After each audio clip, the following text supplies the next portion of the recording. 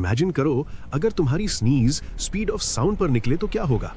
Normally एक sneeze already around 160 kilometre per hour की speed से ड्रॉपलेट्स शूट करती है।